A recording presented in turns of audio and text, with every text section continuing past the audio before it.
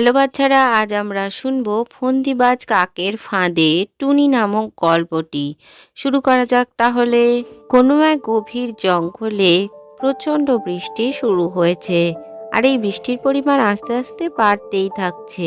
টুনি আর তার স্বামী গাছের একটি ডালে বাসা করে বসবাস করত, কিন্তু প্রচণ্ড বৃষ্টিতে তাদের বাসাটা হঠাৎ নড়তে শুরু করে আর একেবারেই ভেঙে পড়ে। তারা একেবারে বাসাহীন হয়ে পড়ে। কি করবে কিছুই বুঝতে না পেরে তারা সেখান থেকে উঠতে উঠতে সাহায্যের আশায় এদিক ওদিক যেতে শুরু করে। শোনো না, আমরা কি সারা রাতি এভাবে উঠতেই থাকবো?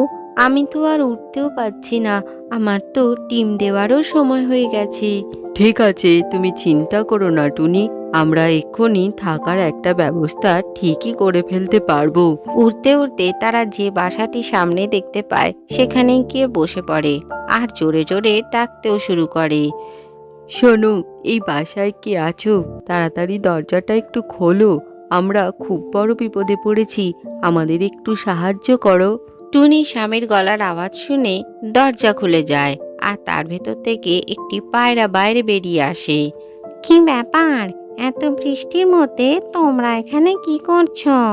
আসলে আমরা এই জঙ্গলে থাকি না, অন্য জঙ্গল থেকে এসেছি। আমাদের বাসাটা এই বৃষ্টিতে ভেঙে গেছে। আজকে রাত্রের মতো যদি তোমার বাসায় আমাদের থাকতে দিতে খুবই উপকার হতো।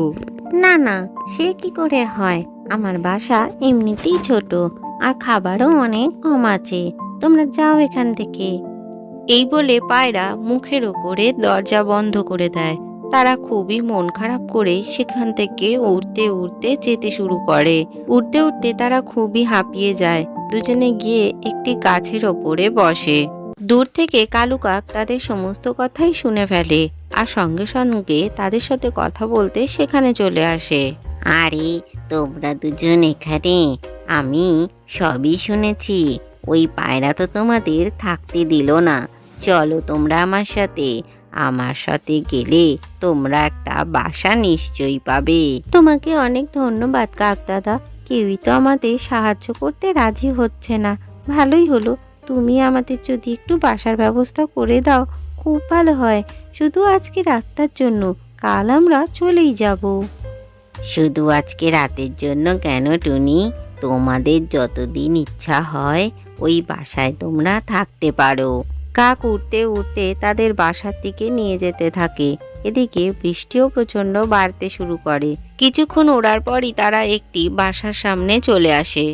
তোমাকে অনেক ধন্যবাদ কালু দাদা, এই বৃষ্টির মধ্যে আমাদের থাকতে দেওয়ার জন্য। আরে না না টুনি, তোমরা এখানে যতদিন ইচ্ছা হয় থাকো।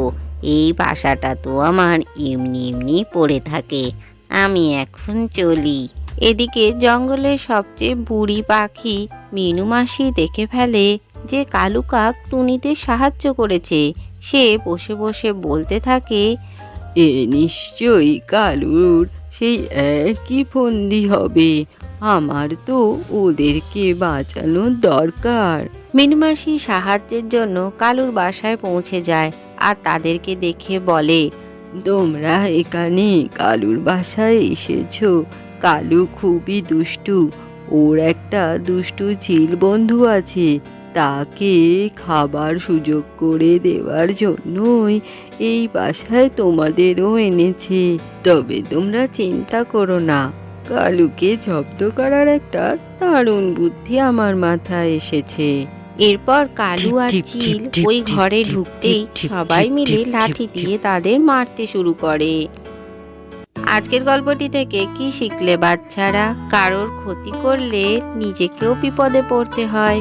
ভিডিওটি ভালো লাগলে চ্যানেলটিকে লাইক ও শেয়ার করে সাবস্ক্রাইব করে দিও।